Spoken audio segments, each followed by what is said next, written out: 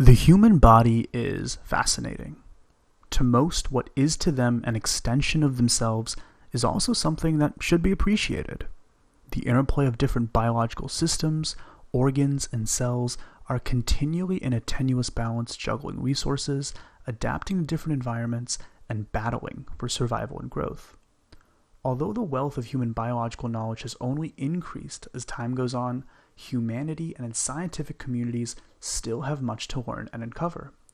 The human body was an even bigger enigma 28 years ago in 1990. Let's take a trip back in time.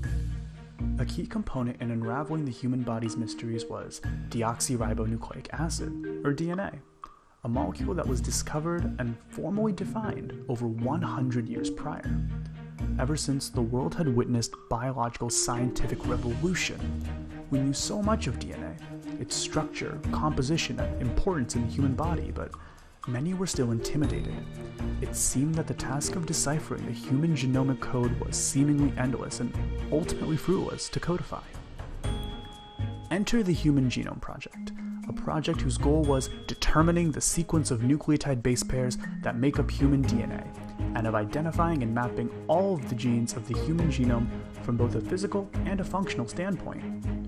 Although many were skeptical of the prospect of undertaking such a feat, the HGP was proposed, pushed, and passed in collaboration between the National Institute of Health and, curiously, the Department of Energy.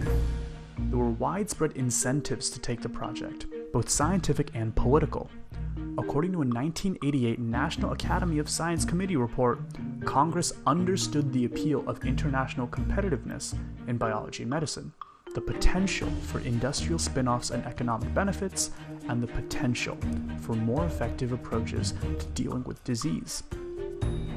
Also enter Dr. Francis Collins. Among the many awards and titles he's received, which are all listed in his 16-page, single-spaced CV, by the way, you may also know him as the former director of the National Human Genome Research Institute. As director, Collins oversaw the International Human Genome Sequencing Consortium, the group directly responsible for carrying out the HGP. And overseeing such a group was no small feat, for it was, to date, the world's largest collaborative biological project. So how exactly was the HGP conducted? At the beginning, a slow technique called gel electrophoresis and fluorescent nucleotide tagging were used. In this way, DNA fragments were sorted by size, and each rung in the DNA ladder was bound to different fluorescent markers, allowing them to be read and the sequence to be extracted. In parallel, a whole genome shotgun sequencing method, Sanger sequencing, would be used. In this way, bacterial shells, or vectors, were grown with human DNA in them, creating bacterial artificial chromosomes, which allowed more material to be purified and read at a time through faster methods. It would be Dr. Collins to be one of the people who made the announcement of the working draft of the human genome. The HGP was completed ahead of schedule in 2004. The impact of the project was massive, obtaining a comprehensive parts list of all of the genes and subsequently human proteins and other regulatory features, and even more importantly, understanding how they interact, allowed many to look at biology differently.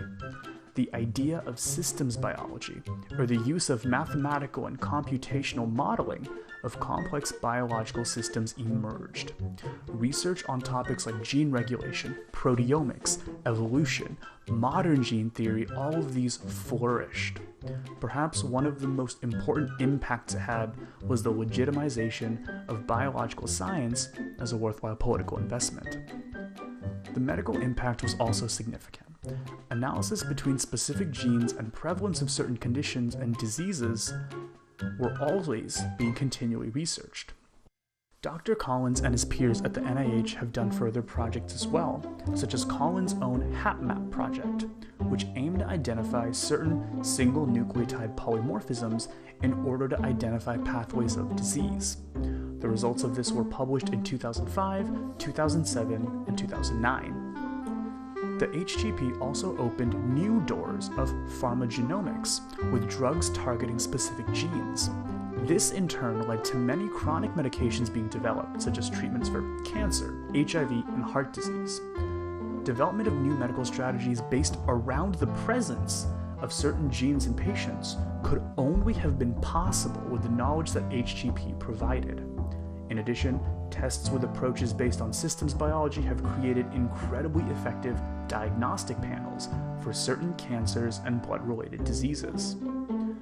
Lastly, the societal and ethical impacts were also very significant.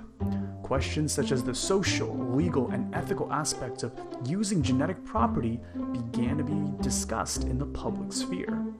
In addition, through the HGP, we learned that race-specific genes simply didn't exist, and that as stratified or opposed to each other as the human race might currently be, we are all exactly that. Human. As for us, well, let's just be thankful we have someone like Dr. Francis Collins in our scientific community. The knowledge of being human wouldn't nearly be as complete without him. This video was brought to you by the American Medical Student Association and couldn't be possible without the awesome support of our public, medical, and academic audiences. Thanks so much for listening, and for more content, be sure to follow AMSA on our social networks.